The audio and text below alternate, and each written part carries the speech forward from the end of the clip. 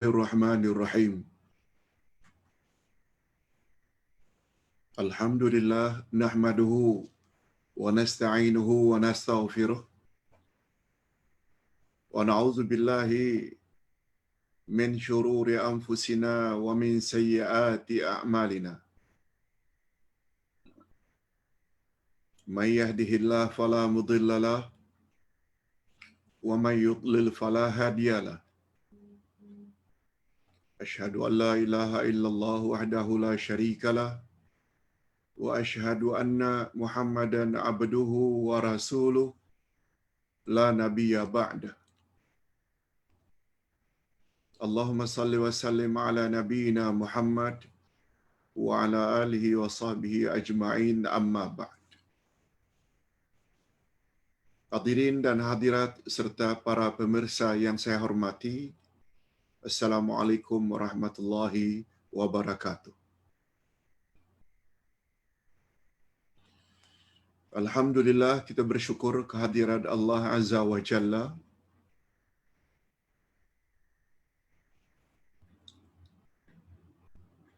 sebab berkat taufiknya kita dapat meneruskan lagi setiap hari ilmu-ilmu yang bermanfaat, lebih-lebih lagi ilmu yang berkaitan dengan agama yang kita cintai, yaitu agama Islam.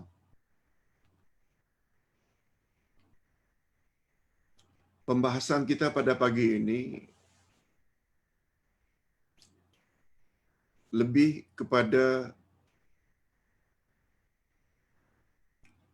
tentang peranan Nabi Muhammad sallallahu alaihi wasallam.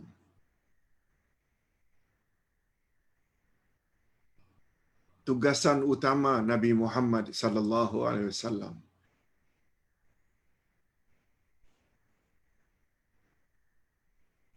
Mengetahui peranan seseorang sangat mustahak, sangat penting. Bila ditanya mengapa, kita hormat atau respect kepada seseorang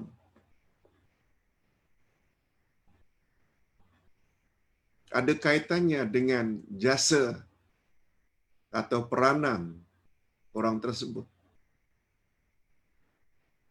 Kalau orang tersebut berperanan dapat membawa kebahagiaan kita, keselamatan kita, otomatik kita akan respect, kita akan hormat pada orang tersebut. Jadi topik kita pada hari ini adalah topik yang sangat penting.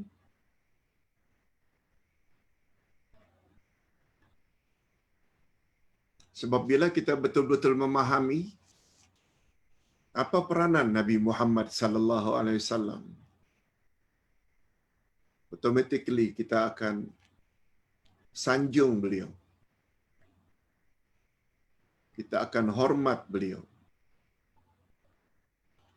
Allah Subhanahu wa taala dalam hal ini menyebut dalam Al-Quran sangat banyak tentang kehebatan Nabi Muhammad sallallahu alaihi wasallam. Antara lain ayat 164 dari surah Ali Imran, surah yang ketiga, ayat 164. Hari ini kita bahas ayat yang satu ini saja. Bukan sekedar baca, bukan sekedar memahami maknanya secara harfiah, direct translation, tapi kita coba untuk memahami apa tafsirannya.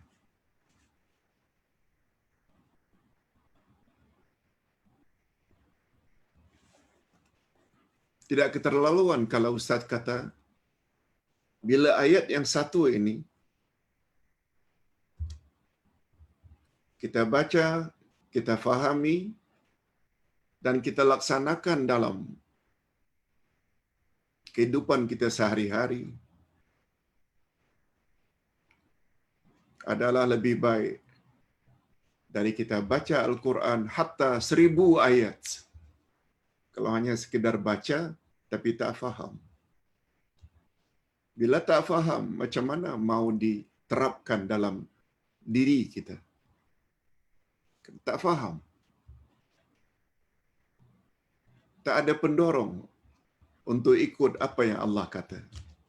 Okey, ayat ini berbunyi, A'udzubillahi minasyaitonirrajim. لقد من الله على المؤمنين إذ بعث فيهم رسولا من أنفسهم يتلو عليهم آياته ويزكيهم ويعلمهم الكتاب والحكمة وإن كانوا من قبل لفي ضلال مبين.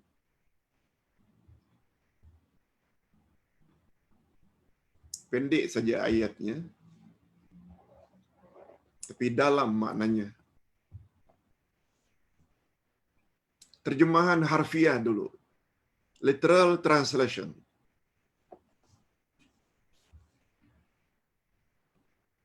Sungguh Allah telah memberi kurnia kepada orang-orang yang beriman. Sungguh Allah telah memberi anugerah, kurnia kepada kita orang-orang beriman. Apa dia kurnia Allah itu yang Allah telah berikan kepada kita? Ketika Allah mengutus di antara mereka seorang rasul dari golongan mereka, Allah utus rasul kepada kita dari golongan kita, yang membacakan kepada mereka ayat-ayat Allah, yatlu alaihim ayatih. Bukan hanya itu, membersihkan jiwa mereka. Jadi peranan utusan tersebut membersihkan jiwa kita. Bukan hanya membaca ayat-ayat Quran kepada kita, karena baginda terima wahyu. Peranan baginda juga adalah untuk membersihkan jiwa kita. Bukan hanya itu. Wa yu'allimuhumul kitaba wal hikmah, dan mengajar kepada mereka Alkitab dan Al-Hikmah. Dua, bukan satu. Kitab yakni Quran, Al-Hikmah itu sunnah Nabi, Al-Hadis. Lalu Allah akhiri ayat tersebut, wa in kanu min qablu lafi dhalalim mubin. Dan sesungguhnya sebelum kedatangan Nabi itu, mereka adalah benar-benar dalam kesesatan yang nyata.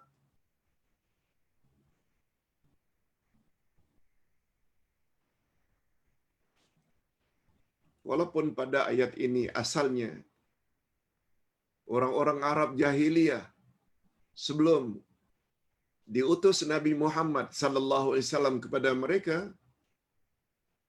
mereka dalam kesesatan, berbuat syirik, khurafat, melakukan maksiat, mengikuti hawa nafsu,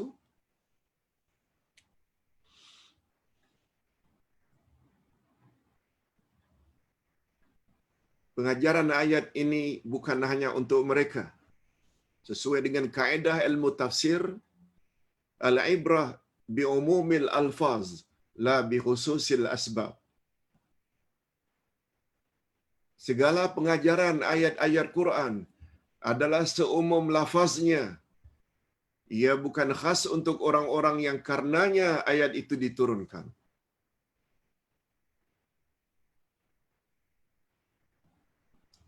Termasuk kita. Sebelum kita belajar tafsir, sebelum kita belajar akidah, sebelum kita belajar hadis, semua kita beragama Islam ikut nenek moyang, ikut tradisi, ikut amalan orang ramai. Dengan kata lain, Islam ikut-ikutan.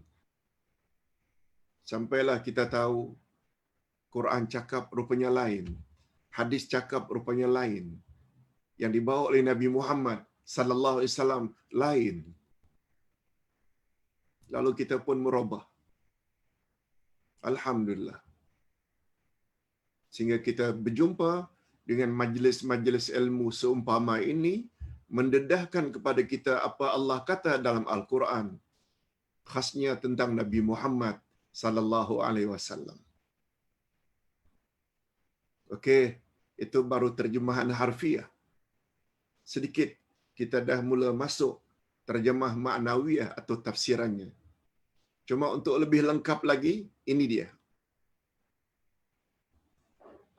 Ustaz gunakan istilah jasamu dikenang.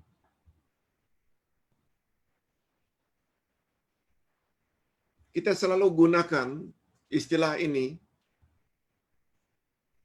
untuk cikgu-cikgu kita, untuk guru-guru kita, untuk ustaz-ustaz kita, untuk pensyarah kita. Bila mereka telah meninggal dunia, kita selalu gunakan jasamu dikenang. Karena kamu banyak jasa dalam mendidik saya, sehingga saya jadi orang. Istilahnya jadi orang, saya jadi orang yang ada ilmu pengetahuan. Sehingga saya jadi orang yang baik. Sehingga saya dapat BA, MA, PhD, profesor. Awak yang punya jasa.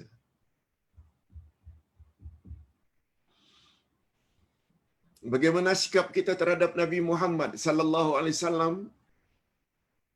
yang jasanya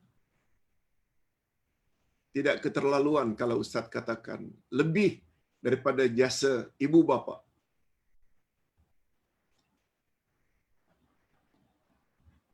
Bila disendaraikan seluruh insan, manusia, tidak ada yang boleh mengatasi jasa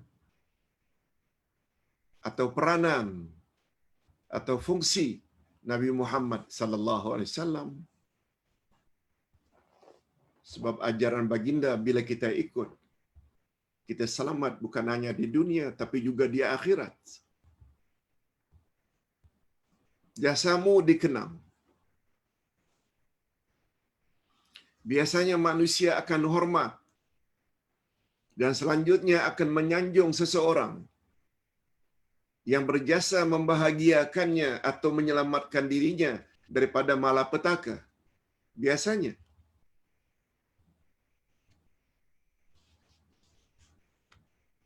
Ini sudah fitrah. Demikianlah naluri manusia.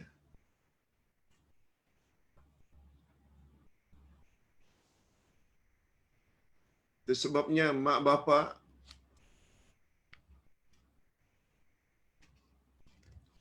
bila memarahi anak yang sangat degil, tak dengar cakap mak bapak,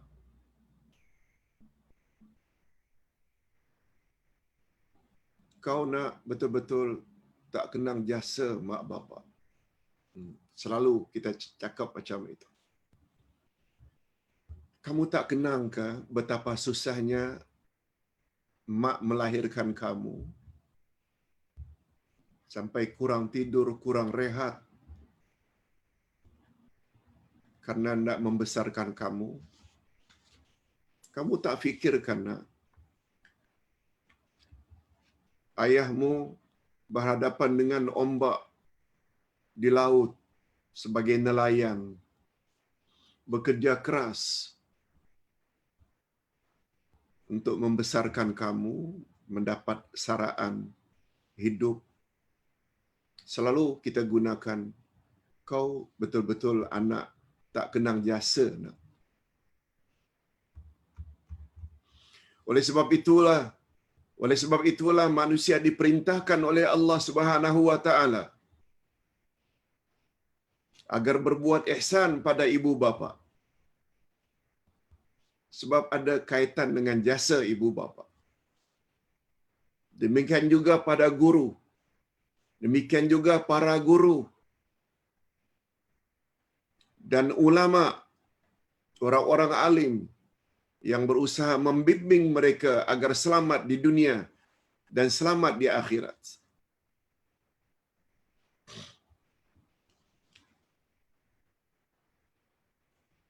Mereka sanggup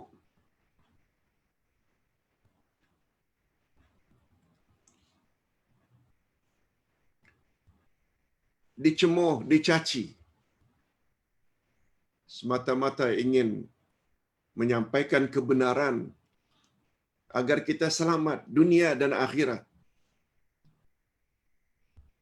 Mereka sabar menghadapi bermacam-macam fitnahan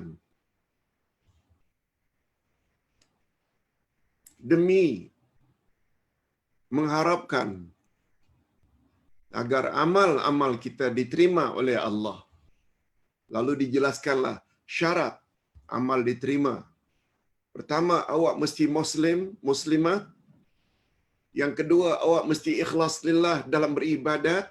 Dan yang ketiga, awak mesti ikut cara Rasulullah sallallahu alaihi wasallam dalam beramal ibadat.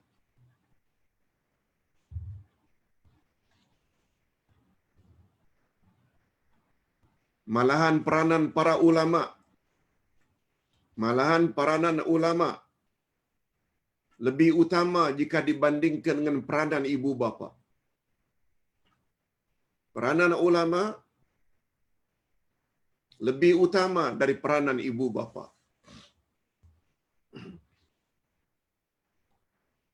Ini sebagaimana kata-kata Abdullah Al-Mubarak, orang yang sangat alim pada zaman dahulu. Beliau lebih tua 17 tahun daripada Imam Asy-Syafi'i. Imam Asy-Syafi'i lahir tahun 150 Hijriah. Meninggal tahun 204. 54 tahun Imam Syafi'i. 17 tahun sebelum Imam Syafi'i lahir manusia yang bernama Abdullah Al-Mubarak. Beliau lahir tahun 133. Syafi'i 150. Abdullah Al-Mubarak 133. Meninggal 177. Lagi pendek umurnya. 44 tahun saja.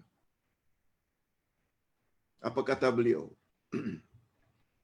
Yang dalam bahasa Arabnya, kata beliau,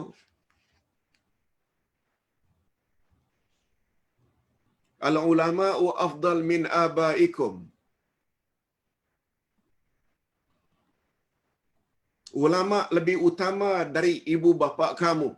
Al-ulama'u afdalu min abaikum. Ulama lebih utama daripada ibu bapa kamu. Wasu'ila anhu. Lalu beliau ditanya, kaifa dzalik? Macam mana itu boleh terjadi? Mengapa ulama lebih utama dari ibu bapa Tuan Syekh? Abdullah Al-Mubarak menjawab,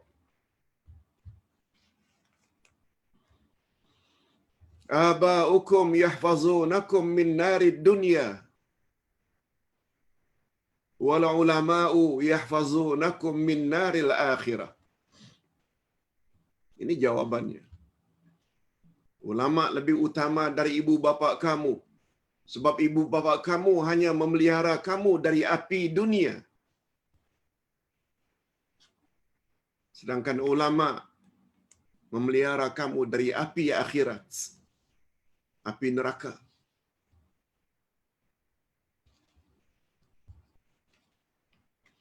Ini kata-kata Abdullah Al-Mubarak ya. Abdullah Yasin menyampaikan saja. Ini kata-kata Abdullah Al-Mubarak yang pernah berkata pada tempat yang lain. Abdullah Al-Mubarak bagus untuk kita ikuti. Adab menuntut ilmu ada 6. Kata-kata Abdullah Al-Mubarak. Adab menuntut ilmu ada 6. Pertama, al-ikhlas. Mesti ikhlas lillah. Bukan karena nak menyombongkan diri. Bukan karena nak berbangga-bangga. Bukan untuk berbantah-bantah. Ikhlas lillah. Yang kedua, al-istima'. Dengar dengan tekun. Bila belajar, dengar dengan tekun. Al-istima'. Yang ketiga, al-fahmu. Fahami apa yang guru cakap. Apa yang pensyarah cakap. Apa yang ulama cakap. Fahami. Baru yang keempat, al-hifzu. Simpan dalam memori. Apa yang kita dengar, kita simpan dalam memori. Maknanya ingat selalu. Sesuai dengan kemampuan masing-masing. Dan ingat, simpan al-amalu bih. Bukan hanya simpan, tapi amalkan dalam kehidupan sehari-hari. Nah, yang keenam, an-nashru. Sebar-sebarkan pada orang lain. Jadi tidak cukup kita belajar Quran, Sunnah, kita faham, kita amalkan, tapi untuk diri sendiri saja. Ada kawan-kawan, tapi kita tidak ajak. Padahal mendakwa itu kawan karib kita. Itu orang-orang baik. Mengapa ingin masuk syurga sendirian? Mengapa tidak ajak mereka? Sampai pada mak bapak.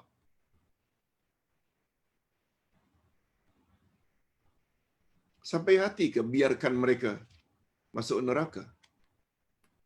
Buat syirik, khurafat, bid'ah.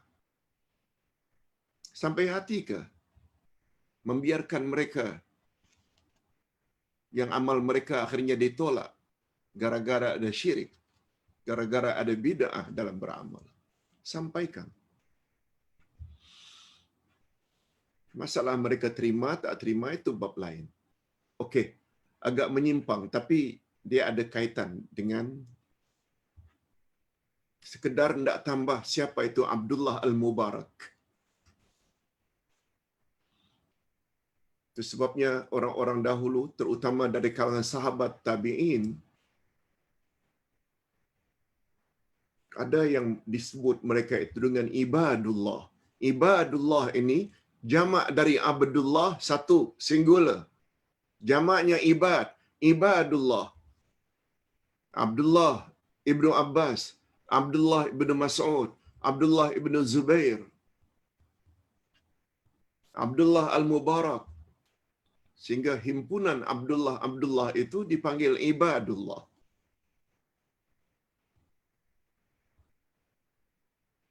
Kita teruskan. Sungguh hebat kata-kata Abdullah Al-Mubarak di atas. Karena sungguh banyak ibu bapa hanya memberi tumpuan kepada pendidikan anak-anaknya agar berjaya di dunia. Dengan persiapan ilmu dunia yang cukup, akhirnya anak-anak berjaya mendapat kebahagiaan di dunia. Dapat syahadah BA, MBA, PhD. Lalu dapat kerja, dapat gaji yang lumayan. Boleh beli pakaian, makanan, kereta, rumah. Tapi itu semua dunia. Sehingga terhindar daripada kefakiran hidup. Sehingga terhindar daripada kelaparan. Ini antara lain makna menyelamatkan anak dari api dunia. Itu peranan mak bapa. Tetapi masih kurang ibu bapa yang berusaha agar anak-anaknya juga selamat di akhirat. Kita tak nafikan wujud mak bapak yang ambil berat tentang urusan agama anak-anak. Akidahnya, ibadatnya, akhlaknya. Kita tak nafikan. Ada. Tapi jika tidak kurang banyaknya ibu bapa yang hanya fokus pelajaran akademik anak-anak supaya lulus SPM, UPSR dengan cemerlang. Tapi tak dijaga akidah anak, cara ibadat anak, akhlak anak. Tak diambil berat. Namun demikian kita ucapkan tahniah pada ibu bapa yang pandai membuat keseimbangan pendidikan anak-anaknya antara ilmu-ilmu duniawi dan ilmu-ilmu syar'i. Ilmu syar'i maknanya ilmu agama. Ilmu agama yang paling utama adalah akidah. Kemudian fiqh. Kemudian tazkiyatun nafs, pembersihan jiwa atau akhlak. Ustaz sengaja tidak gunakan istilah tasawuf. Sebab itu bukan istilah yang datang dari Nabi dan para sahabat. Istilah mereka tazkiyatun nafs. Bukankah Allah telah berfirman, qad aflaha man zakkaha. Beruntunglah orang yang telah mensucikan, zakkaha, tazkiyah, mensucikan jiwanya. Tidak hasad, tidak dengki, tidak riak, tidak ujub, tidak takabur. Tazkiyatun nafs itu istilah yang lebih tepat. Para ulama yang membimbing umat, agar memiliki iman yang murni tanpa bercampur syirik. Ini peranan ulama. Oleh sebab itu bukan ulama kalau justru mengajar hal-hal khurafat. Suruh pergi ke kuburan, minta-minta. Sebab Nabi menyebut al-ulama'u warasatul anbiya. Ulama adalah penerus tugas-tugas Nabi. Nabi sangat anti dengan syirik. Nabi sangat anti dengan kuburiyun. Orang-orang yang besar-besarkan kubur, keramat, wali-wali.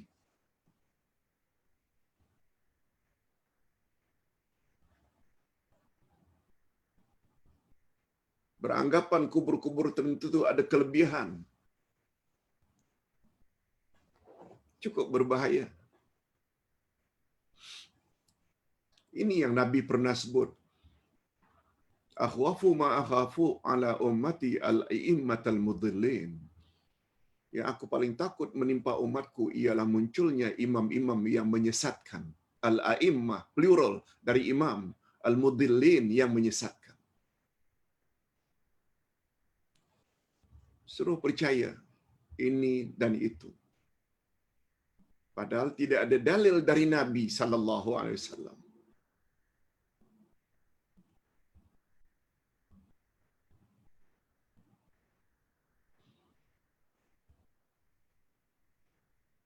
Hadirin dan hadirat rahimakumullah.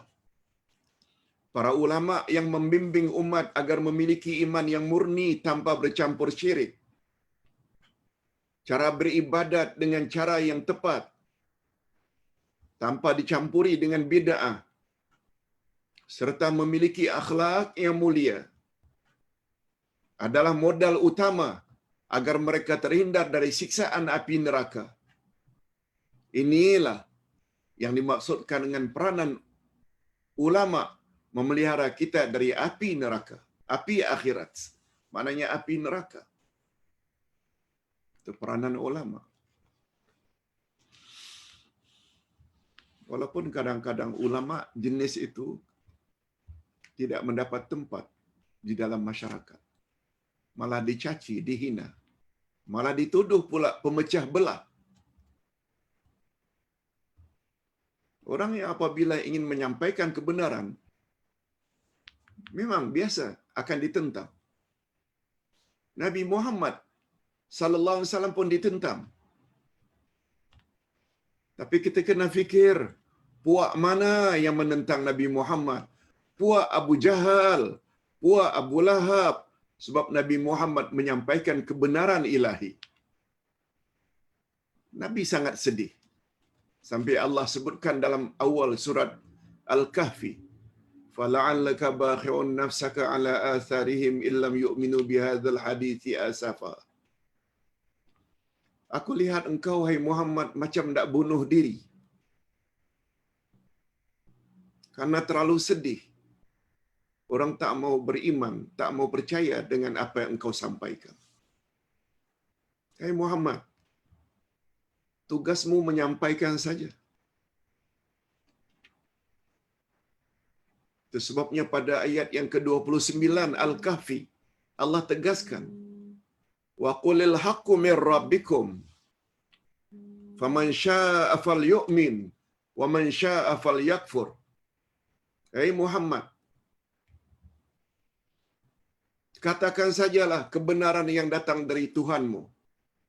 Wa qulil haqqu mir rabbikum. Apa yang aku sampaikan ini datang dari Tuhanmu. Wa man syaa'a falyu'min. Siapa yang mau beriman, silakan beriman. Wa man syaa'a falyakfur. Siapa yang ingin memilih untuk kufur, menentang, biarkan dia kufur, ya Muhammad. Allah hibur Nabi Muhammad dengan ayat itu. 29 Al-Kahfi. Kalaulah demikian peranan ulama, maka tentu saja peranan Rasulullah sallallahu alaihi wasallam adalah lebih utama dari semua ulama. Apa sebab? Ustaz selalu gunakan istilah gini. Kalau peranan ulama itu menyelamatkan kita daripada api neraka, betul tak rujukan para ulama adalah Rasulullah? Kalau ajaran Rasulullah dia tak sampaikan, tak layak dikatakan ulama. Sebab Rasulullah menyebut, al-ulama warasatul anbiya. Rasulullah pernah menyebut dalam hadis yang lain, "Aku tidak meninggalkan pusaka untukmu, hai umat, dalam bentuk harta. Tapi peninggalan aku kepada kamu adalah ilmu." Ilmu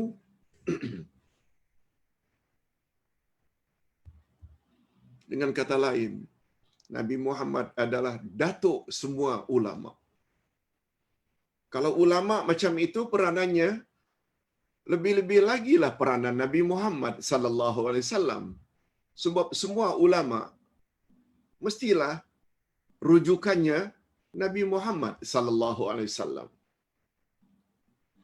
Jika manusia memahami akan hakikat ini, niscaya mereka pasti akan terdorong untuk mencintai Rasulullah sallallahu alaihi wasallam. Pasti.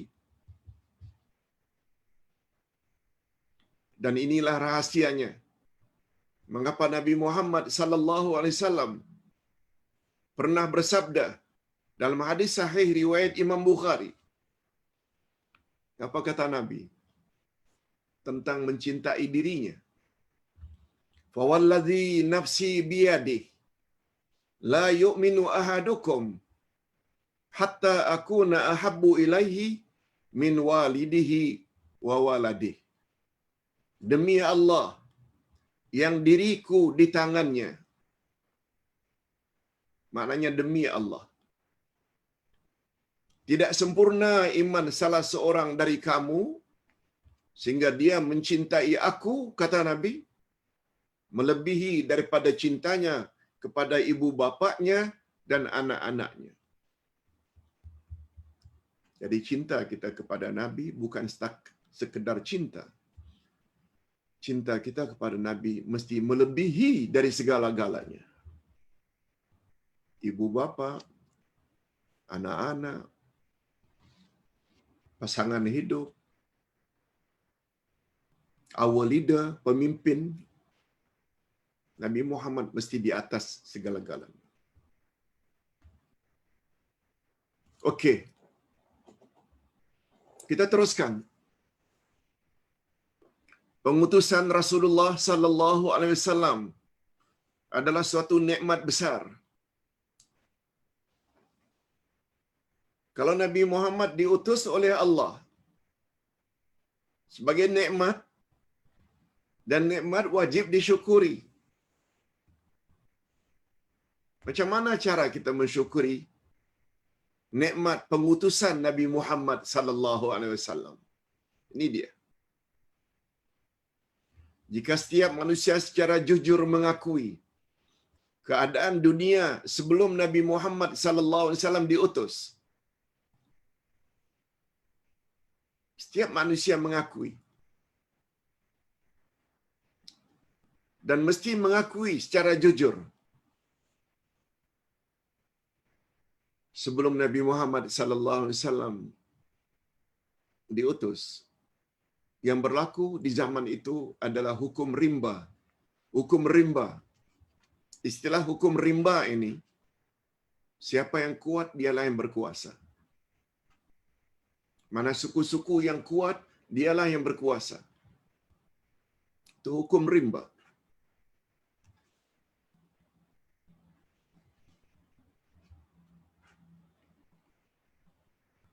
Niscaya mereka akan mengakui betapa besar peranan baginda Rasul sallallahu alaihi wasallam untuk menyelamatkan dunia.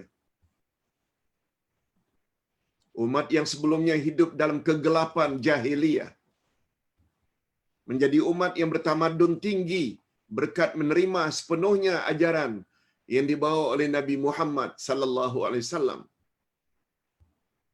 Sebagaimana firman Allah, ini ayat ini cukup terkenal, surat Al-Anbiya ayat 107.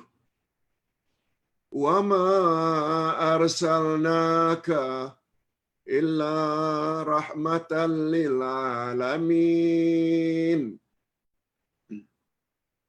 Dan tiadalah kami mengutus kamu melainkan untuk menjadi rahmat bagi semesta alam.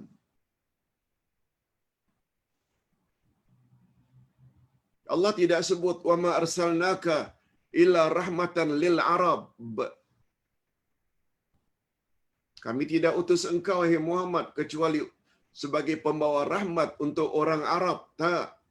Alamin. Alam itu alam. Alamin. Maknanya semua alam.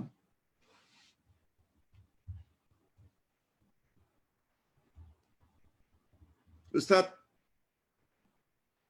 ambil satu pandangan seorang non-Muslim yang menilai secara jujur siapa Nabi Muhammad sallallahu alaihi wasallam. Mitchell Hart. Mungkin begitu bacaannya, minta maaf kalau tidak tepat pronunciation-nya. Mitchell Hart berkata dalam bukunya, senarai 100 tokoh yang paling berpengaruh dalam sejarah.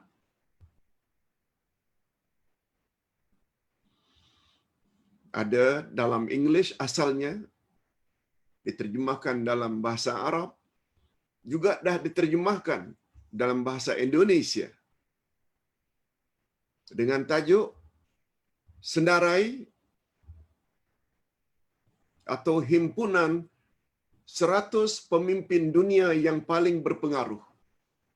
100. Beliau sebut satu demi satu. Dari yang pertama, kedua, ketiga, keempat, sampai yang ke-100. Sila cari buku tersebut. Ada di Malaysia.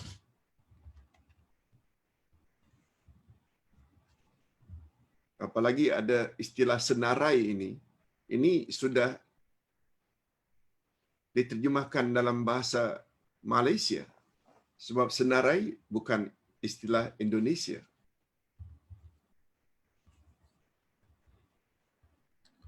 Mitchell Hart meletakkan nama Nabi Muhammad sallallahu alaihi wasallam sebagai pemimpin nomor 1 dalam senarai bukunya tersebut. Padahal penulis adalah seorang non-Muslim ketika itu. Walaupun beberapa tahun yang lalu beliau telah memeluk Islam. Semua kita tahu. Lebih kurang 4 atau 5 tahun yang lalu beliau naik haji. Menunaikan haji setelah memeluk Islam. Mitchell Hart. Dia tulis pada muka surat pertama lagi, dia dah tulis. Apa tulisannya? Pemilihan Nabi Muhammad sallallahu alaihi wasallam pada kedudukan pertama dalam senarai 100 orang yang paling berpengaruh di dunia mungkin mengejutkan dan menjadi tanda tanya kepada sebilangan pembaca. Beliau dah agak dah. Apalagi yang menulis itu belum masuk Islam. Tetapi saya berpegang pada keyakinan.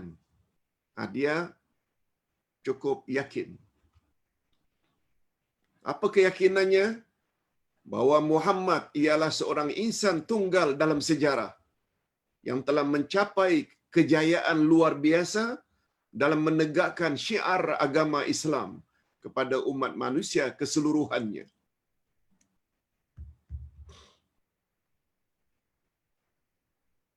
Kalaulah demikian penilaian jujur, secara objektif dia menilai, dan penghargaan seorang non-Muslim terhadap Nabi Muhammad sallallahu alaihi wasallam, maka sungguh mengherankan jika kita dapati terdapat dari kalangan umat Islam yang justru memperlekeh Rasulnya sendiri. Istilah Indonesia memperleceh. Indonesia memperlekeh, menghina Nabi Muhammad sallallahu alaihi wasallam. Mengapa jadi macam itu? Orang kafir saja melihat Nabi Muhammad sallallahu alaihi wasallam sebagai pemimpin unggul, tidak ada taranya. Walaupun Mitchell Hart beragama Kristian, dia tidak letakkan Nabi Isa nomor 1. Tapi Muhammad. Akhirnya dia dapat hidayah.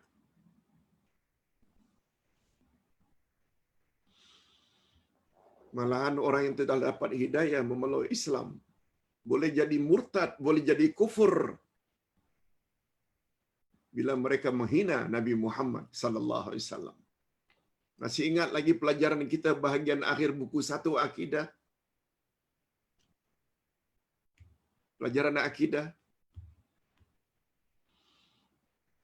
bahwa kekufuran murtad itu boleh terjadi karena membantah uluhiyah Allah, membantah rububiyah Allah, membantah asma wa sifat Allah, dan yang keempat, jangan lupa,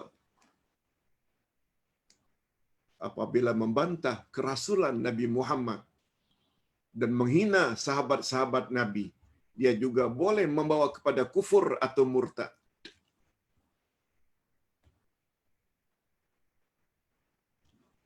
Sila buka balik buku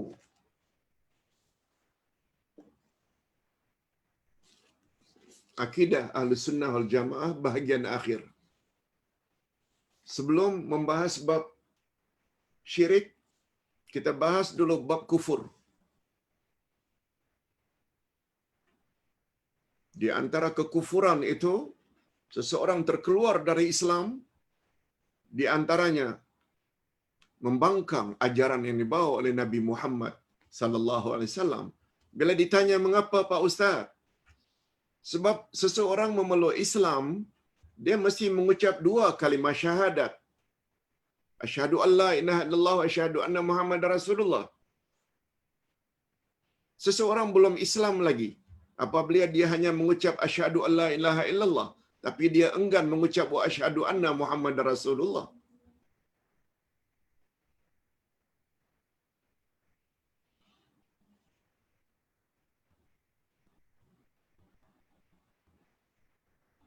Bila kita mengucap wa asyhadu anna Muhammad Rasulullah, salah satu makna syahadat risalah mesti mengakui, iktiraf, yakin Nabi Muhammad sememangnya utusan Allah, duta Allah.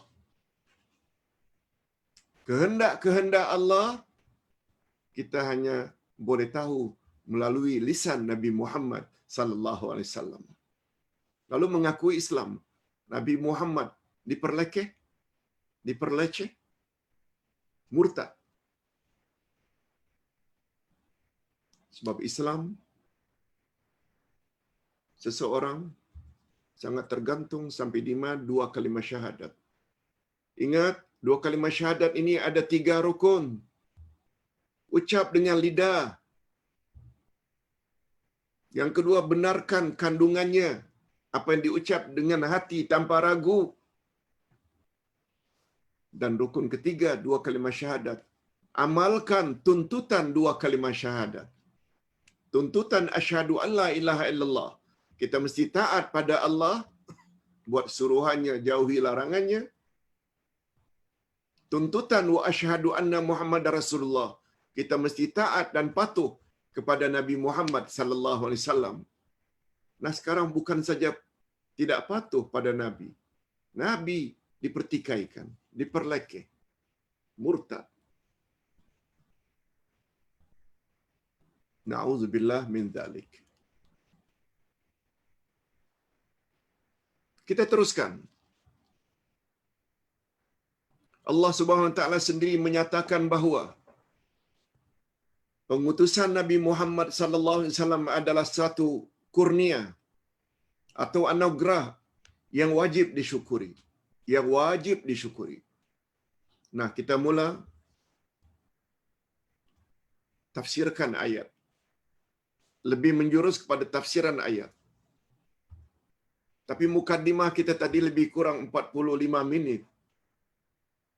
Mustahak, sangat mustahak. Mukaddimah.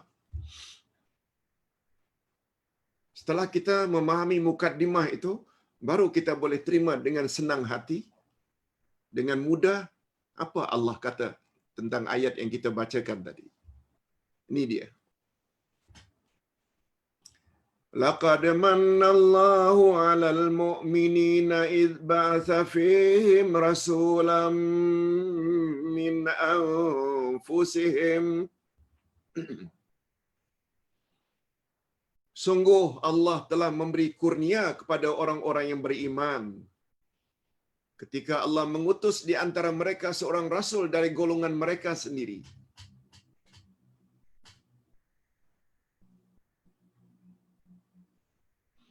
Allah Subhanahu wa taala berkehendak memilih dan mengangkat rasulnya yang terakhir di kota Mekah. Itu kehendak Allah. Jangan dipertikaikan. Jangan tanya, mengapa Allah tidak bangkitkan rasul dari kalangan orang Melayu? Mengapa tidak dibangkitkan di Nusantara? Jangan, itu hak Allah. Yang penduduknya terdiri dari bangsa Arab. Oleh itu, tentu saja bahasa yang digunakan oleh rasulnya Karena beliau bangsa Arab, mestilah bahasa Arab. Itu sebabnya Quran diturunkan dalam bahasa Arab. Itu sebabnya rasul-rasul sebelumnya dari kalangan Bani Israel, Isa ke, Musa ke, Sulaiman ke, Daud ke, Zakaria ke, Yahya ke, semuanya dari kalangan Bani Israel. Itu sebabnya kitab Taurat dan Injil dalam bahasa Ibrani atau Hebrew mestilah dalam bahasa yang difahami oleh rasul-rasul mereka dan umat mereka. Nah, sekarang Nabi Muhammad orang Arab, mestilah Al-Quran dalam bahasa Arab. Kebijaksanaan Allah ini tidak wajar dipertikaikan oleh sesiapa pun. Sebab hak memilih rasul adalah hak mutlak Allah. Namun demikian, tugas baginda adalah pembimbing untuk seluruh manusia dan pembawa rahmat untuk seluruh alam. Di sini perbezaannya Nabi Muhammad sallallahu alaihi wasallam dengan nabi-nabi sebelumnya. Itu sebabnya Nabi Isa pernah menyebut di dalam Bible, tidaklah aku diutus kecuali untuk menyelamatkan domba-domba Israel yang sesat. Disebut Israel. Itu sebabnya agama Kristian sebenarnya agama nasional, bukan universal. Sebabnya bila ada orang Melayu masuk Kristian, orang Cina masuk Kristian, orang India masuk Kristian, tak faham ke apa yang tertera di dalam Bible?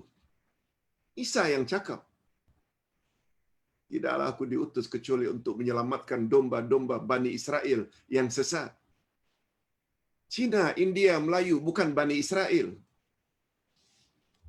Beza dengan Nabi Muhammad. Ayat yang lain menyebut, "Wama arsalnaka illa kafatan linnas." Aku tidak utus engkau, hai Muhammad, kecuali untuk seluruh manusia. Kafatan linnas. Selain daripada rahmatan lil alamin.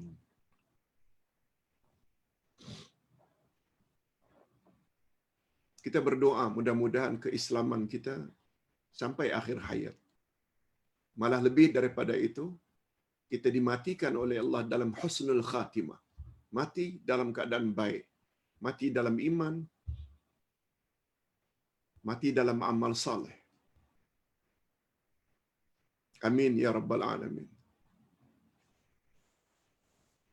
Sekali lagi Ustaz ambil perkataan Michael Hart. Michael Hart berkata dalam bukunya Senarai 100 Pemimpin Dunia yang Paling Berpengaruh, muka surat 4 dan 5. 4 hingga 5, apa kata beliau? Jika jumlah penganut menjadi ukuran, penganut agama maknanya, jika jumlah bilangan penganut sesuatu agama jadi ukuran, bilangan penganut Kristian adalah 2 kali ganda penganut Islam. 2 kali ganda. Kata beliau, dengan sendirinya timbul persoalan, apakah alasan meletakkan Nabi Muhammad sallallahu alaihi wasallam lebih tinggi berbanding Nabi Isa alaihi salam dalam senarai? Sebab seingat Ustaz dalam senarai kitab tersebut, Nabi Isa diletakkan nomor 6.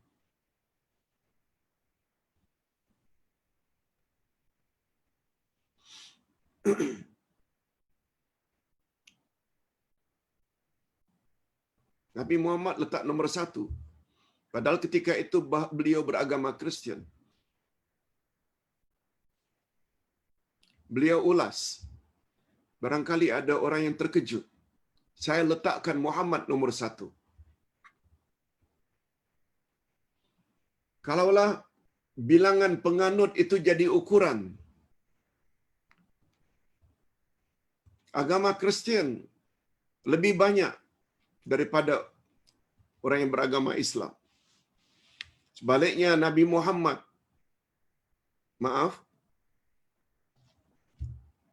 Apakah alasan meletakkan Nabi Muhammad lebih tinggi berbanding Nabi Isa alaihissalam dalam senarai? Saya mempunyai dua alasan pokok yang menjadi asas pegangan saya. Nah, kita pinjam pandangan beliau. Kita ingin tahu apa sebab beliau menilai demikian. Pertama, kalau Nabi Isa alaihissalam bertanggungjawab terhadap ajaran-ajaran asas moral dan etika Kristian, memang penjurusannya kepada etika, moral, kasih sayang. Sebaliknya Nabi Muhammad sallallahu alaihi wasallam bukan saja bertanggungjawab terhadap teologi Islam, tapi juga terhadap asas-asas etika dan moral. Teologi maknanya tauhid. Nabi Muhammad mengutamakan ajaran tauhid, iaitu mengesahkan Allah. Tidak iktiraf Allah ada anak atau ibu bapa. Lam yalid wa lam yulad. Itu yang paling utama. Semua kita tahu, perjuangan semua rasul sebenarnya sama, iaitu mempertahankan atau memperjuangkan mentauhidkan Allah. Yang kedua, alasan Michael Hart. Nabi Muhammad bukan saja pemimpin agama, tapi juga sebagai pemimpin dunia. Nabi Isa bukan pemimpin dunia. Ustaz buat contoh. Nabi Isa tidak kahwin. Macam mana dia tidak dijadikan contoh dalam bab rumah tangga? Nabi Isa tidak punya anak, apalagi cucu. Nabi Isa tidak pernah menjadi pemimpin negara. Nabi Muhammad pemimpin negara Daulah Islamiyah Madinah. Malah Nabi Muhammad sallallahu alaihi wasallam pernah menjadi panglima perang, jenderal. Pada diri Nabi Muhammad sallallahu alaihi wasallam contoh teladan dalam segala sudut. Nabi Isa sangat terbatas. Ini komen daripada Michael Hart.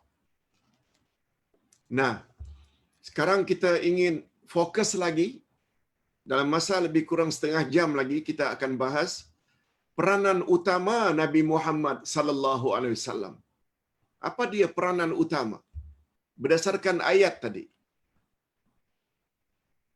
Sebenarnya sungguh banyak dan besar peranan Nabi Muhammad sallallahu alaihi wasallam jika dibandingkan dengan peranan pemimpin-pemimpin dunia lainnya. Di antara peranan utama Nabi Muhammad sallallahu alaihi wasallam adalah sebagaimana tertera dalam ayat. Ini pecahan-pecahannya. Ini yang namanya terjemah maknawiyah atau tafsiran. Pertama Allah sebut yatlu alaihim ayatihi wa yuzakkihim wa yuallimuhumul kitaba wal hikmah.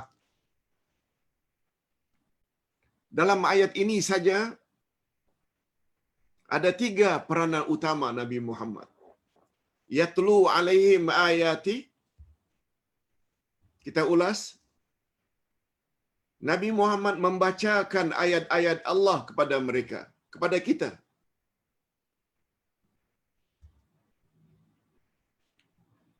Itu yang kita ulas beberapa hari yang lalu. Tentang ajaran sesat. Siapa yang mengajar ke arah hidayah, petunjuk, maka dia dapat pahala sebanyak mana orang yang mengikuti hidayah dan petunjuk yang telah dia sampaikan dengan tidak dikurangi sedikit pun. Barang siapa mengajar kesesatan, maka dia yang mengajar ditimpakan dosa sebanyak mana dosa orang-orang yang mengikuti ajaran sesatnya. Lalu kita sebut yang mengajar kita Al-Fatihah siapa? Nabi Muhammad. Yatlu alaihim ayati. Maknanya segala yang dibaca oleh umat ini, sejak Abu Bakar, Umar, Khadijah, Sayyidina Ali, sampai kita hari ini, tahu membaca Al-Fatihah, Nabi Muhammad yang ajar. Setiap kita baca Al-Fatihah, Nabi Muhammad dapat pahalanya. Di mana perlunya menghadiahkan Al-Fatihah untuk Nabi Muhammad? Fikir sedikit. Gunakan akal sedikit. Selain tidak pernah datang hujah tersebut, menghadiahkan Al-Fatihah untuk Nabi Muhammad,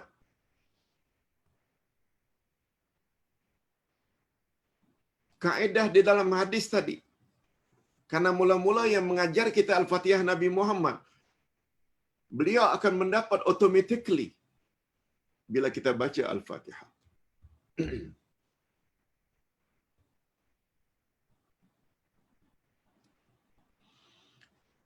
Hadirin dan hadirat, tuan-tuan, puan-puan serta para pemirsa, dapat ilmu dari ustaz. Tidak perlu nak hadiahkan pada ustaz Al-Fatihah atau ayat ini yang ustaz ajar, tak perlu. Kaedah di dalam hadis tadi, automatically orang yang mengajar itu akan dapat pahala. Hadis sahih, riwayat Imam Bukhari dan Imam Muslim. Muttafaq alaih. Membaca ayat-ayat Allah kepada mereka dengan maksud Rasulullah membacakan kepada mereka ayat-ayat Allah tentang kebesarannya, keesaannya, ilmu pengetahuannya. Seperti dalam firman-Nya. Apa kata Allah? Ayat ini, ayat pertama kita baca ketika Qiyamul Lail. Ayat 190 dari surat Ali Imran. Inna fi khalqis samawati wal ardi wa ikhtilafil laili wan nahar la ayatil liulil albab. Sesungguhnya dalam penciptaan langit dan bumi dan silih berganti malam dan siang, terdapat tanda-tanda bagi orang yang berakal, ulul albab. Nabi Muhammad sallallahu alaihi wasallam yang beritahu kita. Kita tak tahu kalau Nabi tak beritahu. Sedikit ulasan ustaz tentang ayat ini. Nabi Muhammad sallallahu alaihi wasallam menyebut atau Allah menyebut yatlu alaihim. Yatlu ini dari kata tilawah.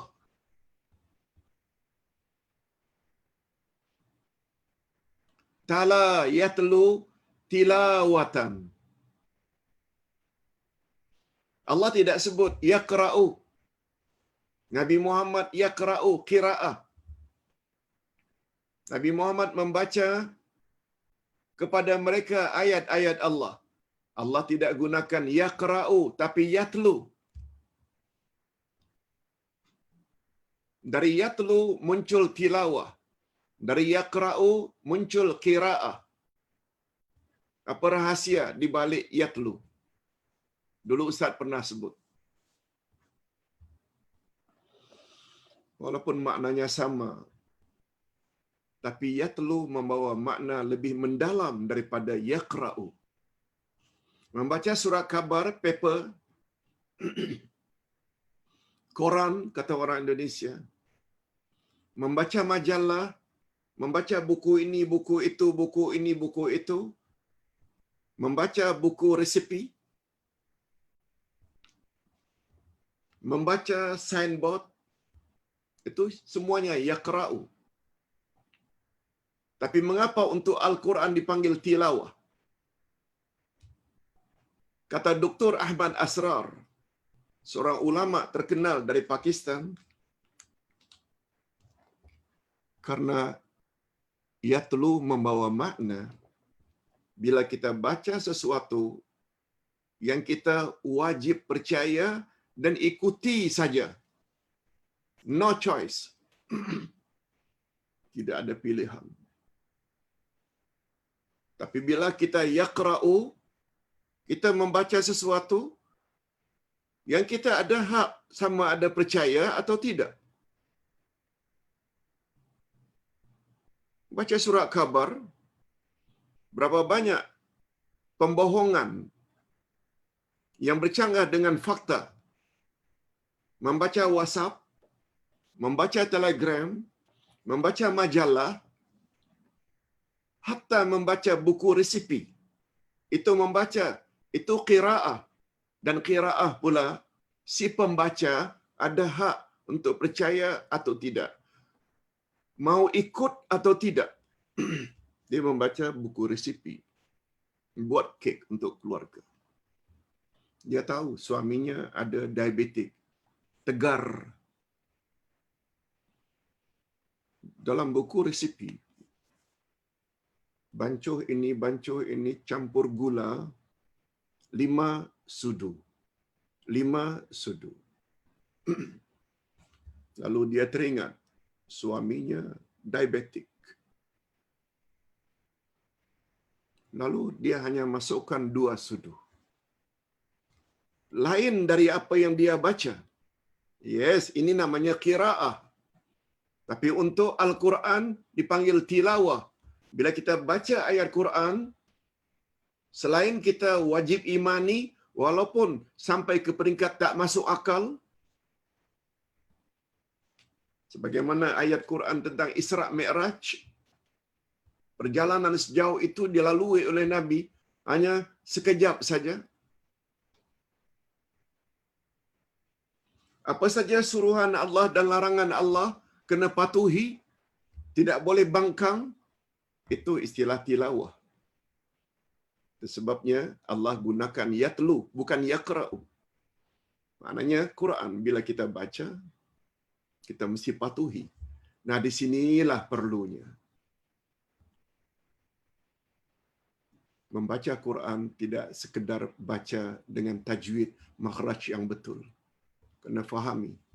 Sebab dalam tilawah Al-Quran ada tuntutan mesti buat apa yang Allah suruh, mesti jauhi apa yang Allah larang. Itu namanya tilawah. Sebabnya ada istilah musabaqah tilawatil Quran. Orang tidak sebut musabaqah qiraatil Quran. Okey. Yang kedua, peranan Nabi Muhammad sallallahu alaihi wasallam yang kedua, membersihkan jiwa manusia.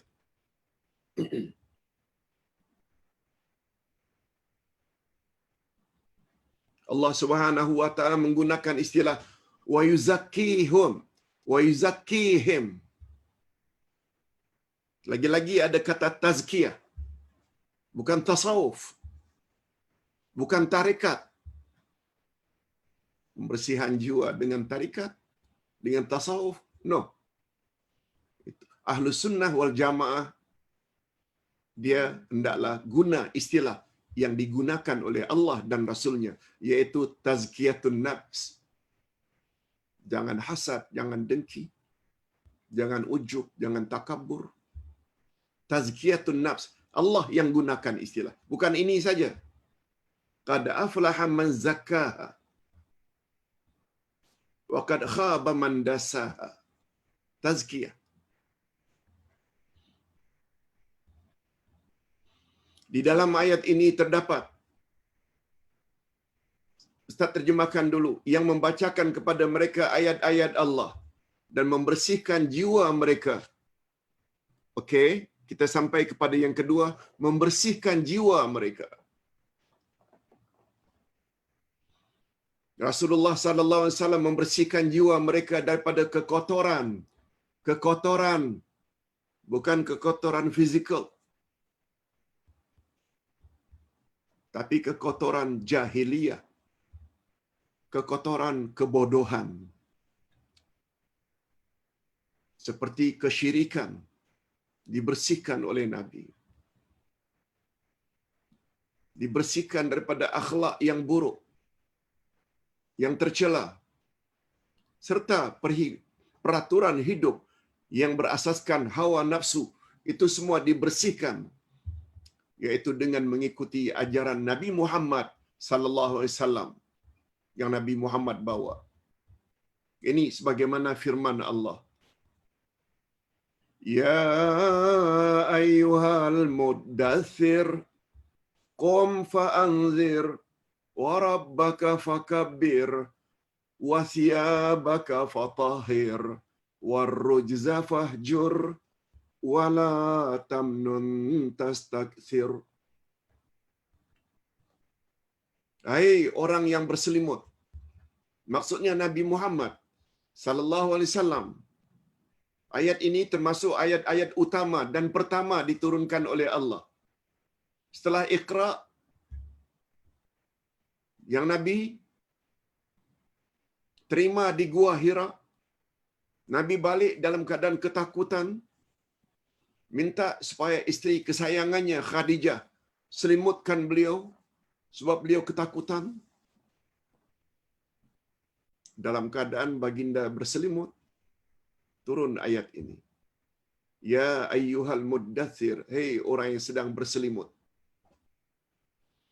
bangunlah, lalu berilah peringatan. Dan Tuhanmu agungkanlah. Pakaianmu bersihkanlah. Ada pula yang mengartikan pakaian ini dengan makna amalmu bersihkan daripada bid'ah. Yes, itu di antara tafsiran ayat. Pakaianmu hendaklah kamu bersihkan, bukan hanya pakaian physically, tapi amal kita hendaklah kita bersihkan daripada tambahan sana sini yang tidak diajar oleh Nabi sallallahu alaihi wasallam. Berbuat dan bersihkanlah. Pakaianmu bersihkanlah. Dan perbuatan dosa atau penyembah berhala tinggalkanlah. Dan janganlah kamu memberi dengan maksud memperoleh balasan yang lebih banyak. Kita dilarang beri sesuatu tapi ingin balasan yang lebih banyak. Itu juga dilarang oleh agama. Membersihkan jiwa di sini.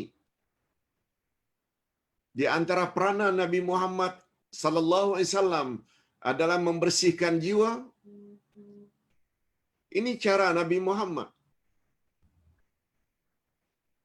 Termasuk juga mengeluarkan mereka daripada kegelapan jahiliyah, kebodohan dan kekafiran, lalu membawa mereka kepada cahaya terang benderang, yakni Islam, iman dan ilmu pengetahuan.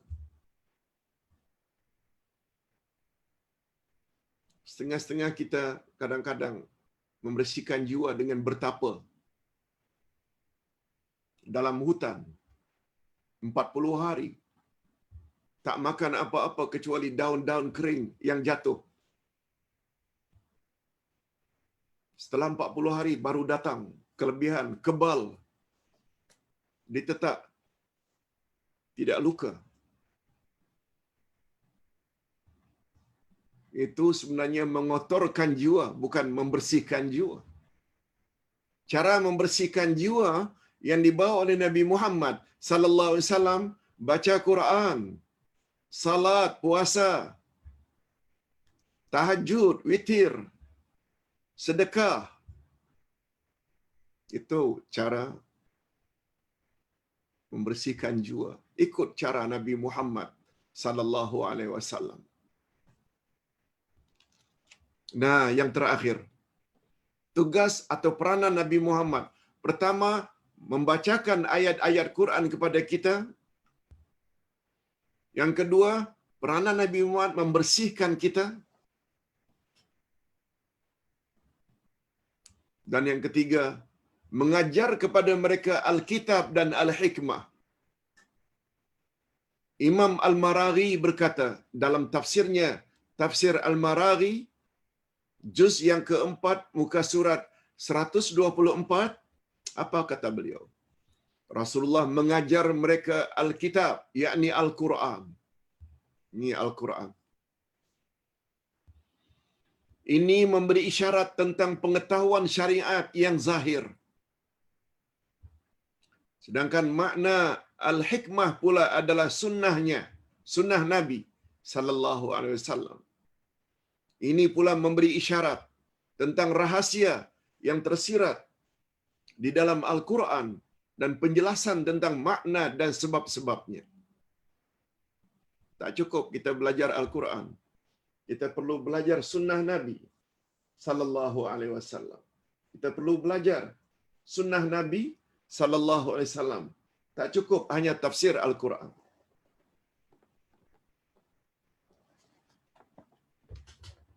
Itu sebabnya Ustaz merasa perlu adanya kitab seperti ini ke arah memahami Al-Quran dan Al-Hadis. Ini jilid 4, ini jilid 5. Ke arah memahami Al-Quran dan Al-Hadis. Dalam buku ini terdiri dari 30 pelajaran. Selang-seli. Pelajaran pertama Al-Quran, pelajaran kedua hadis Nabi. Pelajaran ketiga Al-Quran, perjalanan keempat hadis Nabi. Supaya kita ada pengetahuan tentang Quran, tentang hadis Nabi. Belajar Quran tak cukup. Sebab Quran, ajaran yang datang dari Allah dalam bentuk global. Global maknanya ijmali, garis besar saja. Detailnya kita hanya tahu dari Nabi Muhammad sallallahu alaihi wasallam. Itu sebab dalam ilmu tafsir, tafsir Quran yang paling tinggi nilainya, bila Quran ditafsirkan oleh Quran. Yang kedua, bila ayat Quran ditafsirkan oleh Nabi Muhammad sallallahu alaihi wasallam.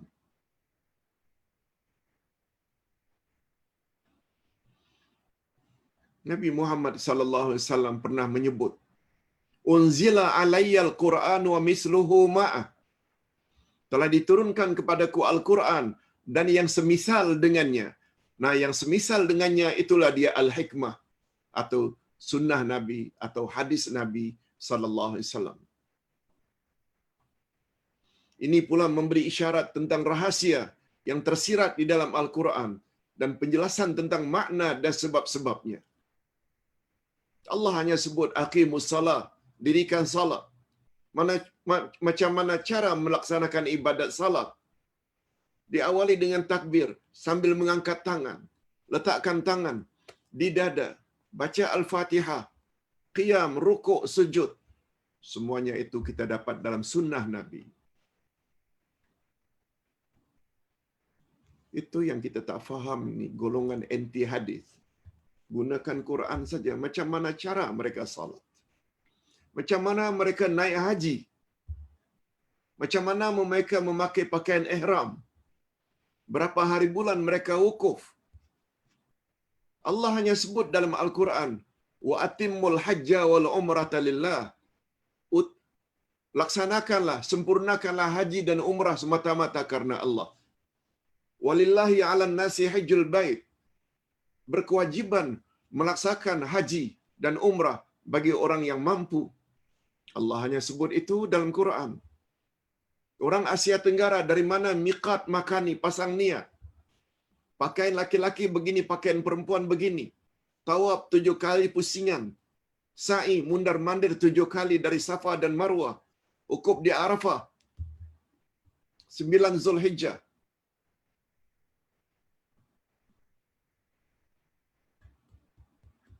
Melontar jamarat 7 batu.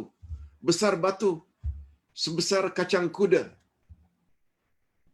Semuanya tidak tertera dalam Al-Quran. Macam mana orang yang anti hadis, yang tak percaya Nabi Muhammad, mendakwa penafsiran Nabi Muhammad itu sudah tidak relevan lagi.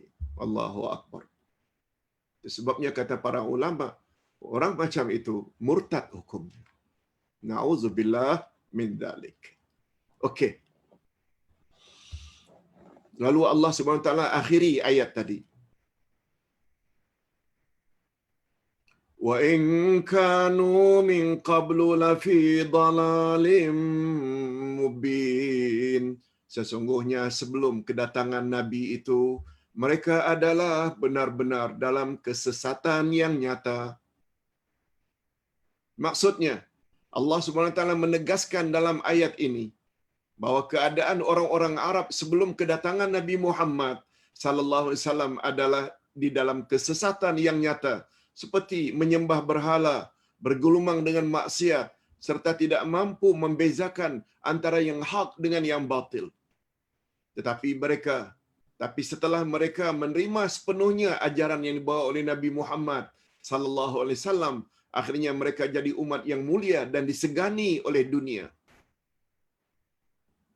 Semoga Allah memberi kita semua taufiknya agar menjadi pengikut setia ajaran Nabi Muhammad sallallahu alaihi wasallam. Dan untuk mengakhirinya, Ustaz ingin sampaikan dua perkara penting. Kata Imam Az-Zahabi, minallahi risalah wa 'ala ar-rasulil balaghu wa 'alaina at-taslimu. Bukan ayat Quran, bukan hadis Nabi, tapi Imam Az-Zahabi berkata, orang ulama yang terkenal. Coba perhatikan sampai di mana kebenaran kata-kata beliau. Dari Allah penentuan siapa yang jadi rasul. Kita tak boleh pertikaikan. Termasuk penentuan siapa rasul yang terakhir. Itu otoriti Allah. Pertama. Yang kedua, wa 'ala ar-rasulil balaghu. Tugas rasul menyampaikan saja. Menyampaikan saja. Kita mau ikut, tak mau ikut, terserah kita. Dan yang ketiga, wa 'alaina taslimu. Tugas kita terima saja. Apa yang datang dari Allah, yang dibawa oleh Rasul, at-taslimu, maknanya terima saja. Itu cara yang paling selamat. Ustaz pegang sungguh kaedah ini. Hak menentukan Rasul itu hak Allah. Kita jangan jadi Yahudi dan Nasrani yang mempertikaikan Nabi Muhammad. Mengapa Rasul terakhir tidak dari kalangan Bani Israel? Siapa kamu? Hak menentukan siapa Rasul itu hak Allah. Tugas Rasul pula menyampaikan saja, bukan memaksa. Tugas kita pula terima saja kalau ingin selamat. Lebih-lebih lagi kalau dah tahu peranan Nabi Muhammad sallallahu alaihi wasallam macam itu. Pesanan Ustaz yang kedua, ingat selalu.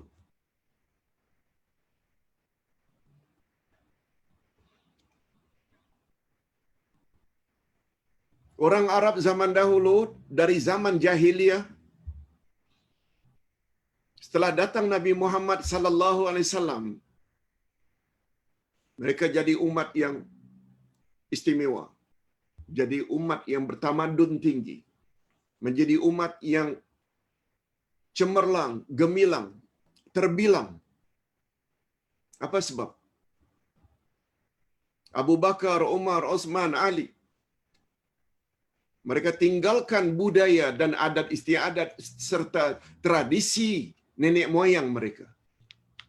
Terima sepenuhnya ajaran yang dibawa oleh Nabi Muhammad sallallahu alaihi wasallam. Ekoran lanjutan daripada bersikap demikian, terima sepenuhnya ajaran yang dibawa oleh Nabi Muhammad sallallahu alaihi wasallam. Mereka bukan saja dijamin masuk syurga, bahagia di akhirat, di dunia mereka akan jadi umat yang terbilang dan umat yang disegani oleh dunia. Termasuk dua superpower zaman itu, Parsi dan Rom. Oleh sebab itu kita umat Nusantara yang dikenal dengan orang-orang Melayu. Kalau orang Arab itu zaman Nabi Muhammad sallallahu alaihi wasallam menjadi mulia dan disegani dunia bukan karena kearabannya, tetapi karena keislaman yang dibawa oleh Nabi Muhammad diterima sepenuhnya. Kita orang Melayu juga akan menjadi umat yang terbilang disegani apabila kita terima ajaran Nabi Muhammad sallallahu alaihi wasallam sepenuhnya. Bukan kemuliaan kita terletak pada kemelayuan kita. Chinese, India, Iban, Kadazan boleh mulia bila ikut ajaran Nabi Muhammad, bukan karena kecinaannya, keindiaannya, bukan. Begitu juga kita orang Melayu akan mulia lebih-lebih lagi di mata Tuhan, di sisi Allah, bila kita terima sepenuhnya ajaran yang dibawa oleh Nabi Muhammad sallallahu alaihi wasallam. Ustaz kira ini saja yang dapat Ustaz sampaikan pada pagi ini. Segala yang baik-baik yang Allah ilhamkan yang Ustaz telah sampaikan itu datangnya daripada Allah. Sedangkan kalau ada kekasaran bahasa atau kesilapan itu dari kekurangan Ustaz sendiri. Kita berpindah kepada acara tanya jawab kalau ada pertanyaan. Insya-Allah.